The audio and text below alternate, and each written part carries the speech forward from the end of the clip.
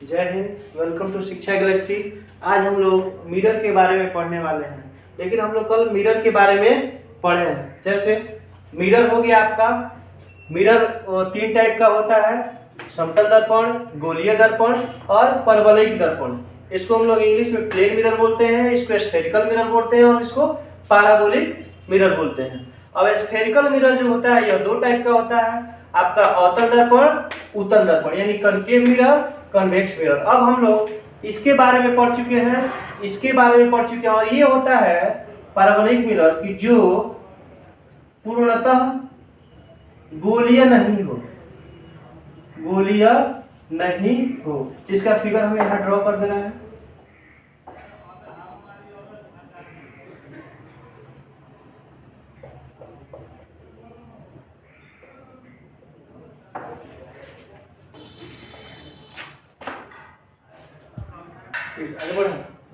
अब हम आप लोग बारी बारी से पढ़ते हैं अवतल दर्पण। अवतल दर्पण क्या होता है? तो वह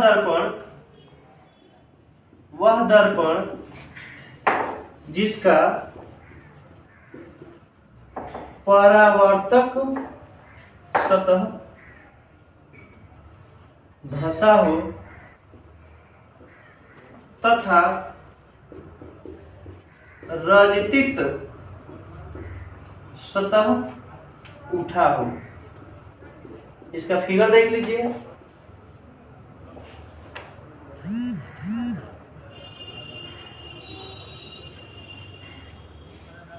इसको हम लोग बोलते हैं रजतित सतह, इसको हम लोग बोलते हैं परावर्तक सतह। एक बार समझिए इसको।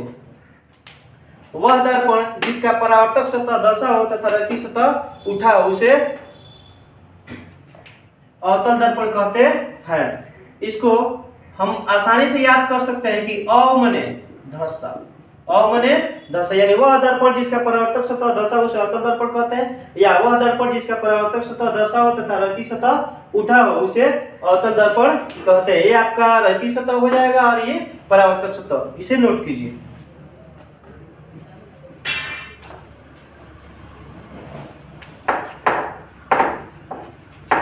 ठीक है, अब हम लोग पढ़ते हैं उत्तल दर्पण। तो वह गोलीय दर्पण जिसका परावर्तक सतह उठा हो तथा रजतित सतह धंसा उसे उत्तल दर्पण कहते हैं। अर्थात यहाँ आप लगा सकते हैं उ मने उठा, उ मने उठा। वह गोलीय दर्पण जिसका परावर्तक सतह उठा हो तथा रजतित सतह धंसा उसे उत्तल दर्पण कहते हैं। यहाँ पे फिगर ड्रॉ कर दिए हैं। ये आपका परावर्तक सतह हो जाएगा, ये रजतित सतह। अब हम लोग टॉपिक पढ़ते हैं वक्रता केंद्र। यहाँ पे आप अगर चाहें तो वक्रता त्रिज्या भी लिख सकते हैं। देखिए इसका डिफिनेशन इसी में हम जोड़ देते हैं। इसका डिफिनेशन,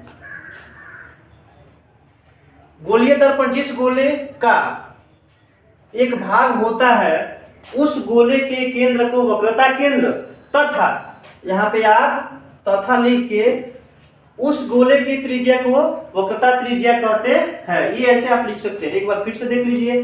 गोलीय दर्पण जिस गोले का एक भाग होता है उस गोले के केंद्र को वक्रता केंद्र तथा उसकी त्रिज्या को वक्रता त्रिज्या कहते हैं।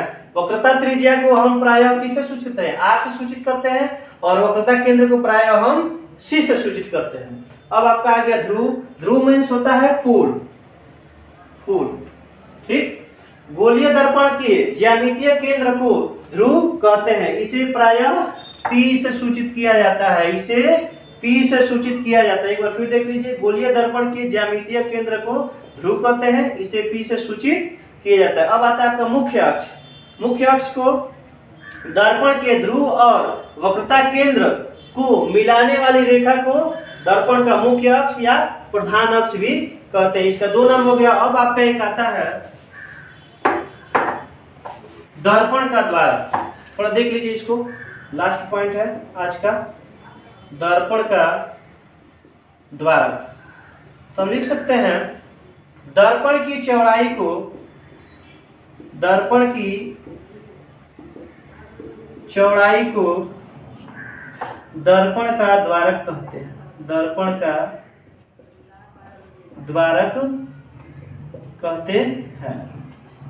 एक बार देख लीजिए, दर्पण की चौड़ाई को दर्पण का द्वारक कहते हैं। आज हम लोग इस वीडियो में इतना ही पढ़ेंगे। अगले वीडियो में हम लोग अवतल दर्पण, उत्तल दर्पण, समतल दर्पण का प्रयोग कहाँ कहाँ होता है, प्रयोग कहाँ कहाँ होता है, इसके बारे में हम लोग पढ़ेंगे। उसके बाद हम लोग आवर्धन पढ़ेंगे, यानी जो भी टॉपिक इसमें का बचा हुआ है लास्ट वीडियो में हम सभी टॉपिक को खत्म कर देंगे। अगर आपको इसमें कोई भी प्रॉब्लम है या समझने में कोई दिक्कत आ रही है तो आप कमेंट कर सकते हैं। जय हिंद।